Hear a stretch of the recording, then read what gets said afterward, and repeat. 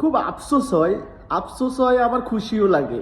খুশিটা লাগে এই যে 37 বলে 58 রান করার পরে একটা প্লেয়ার প্রথম ওভার করতে এসে 2 উইকেট নিয়ে নিছে।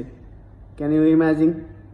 কিন্তু ওই প্লেয়ারটারে বাংলাদেশ ক্রিকেট বোর্ডে আনফিট বলছে যে ও যখন বাংলাদেশ টিমের জন্য পারফেক্ট হবে তখন আমরা বিবেচনা করব। মাদার চোদ গল তোগো 10 ওভারে 1 উইকেট নিতে পারে না, তোকে পিট প্লেয়ার বলে 10 ওভারে 1 উইকেট নিতে পারতেছে না, আর আনফিট প্লেয়ারে 1 ওভারে আইসা 2 উইকেট নিয়ে নিছে।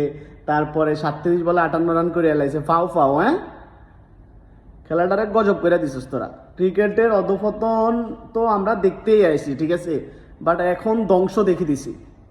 মানে এতদিন আমরা ক্রিকেটের অধপতন দেখতেছিলাম যে হায়রে ক্রিকেট, এখন ধ্বংস হয়ে গেছে।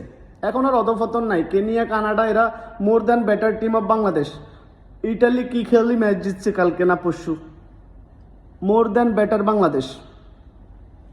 কমন সেন্স নাই একটা প্লেয়ারের মধ্যে কোনো এটা থাকে না যে না আমাদের ম্যাচ জিততে হবে। ট্যাকটিক্যালি কিছুই নেই, জিরো নলেজ অফ ট্যাকটিক্যাল। মানে আজকালকার গেম এই যে দানুষ সানাকা বলগুলা করতেছে, ঠিক আছে, প্রত্যেকটা বল মনে হইতেছে যে সামনের ব্যাটসম্যানটা কি চাইতেছে ওটার উপরে ডিফেন্ড করে বল করতেছে, আর আমাদের প্লেয়াররা বল করতেছে। ওয়াও, যার যেমনি মন চাইতেছে বল ছুঁড়া মারো, ব্যাট শুধু ঠেকাও। টেস্ট নাইম ছেকড়ে ধরে লই আইছে। ইন্না লিল্লাহি ওয়া ইন্না ইলাইহি রাজিউন। বাংলাদেশ ক্রিকেটের আত্মার মাগফিরাত আমরা আরো আগে কামনা করে আলাইছি,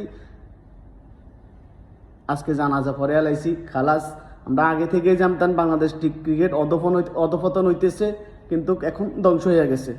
নিজ চোখে দেখতেছি, মানে ক্যান ইউ ইমাজিন, আমরা নিজ চোখে দেখতেছি বাংলাদেশ ক্রিকেট শেষ। Kenya, Canada more than better team, কিছু বলার নেই।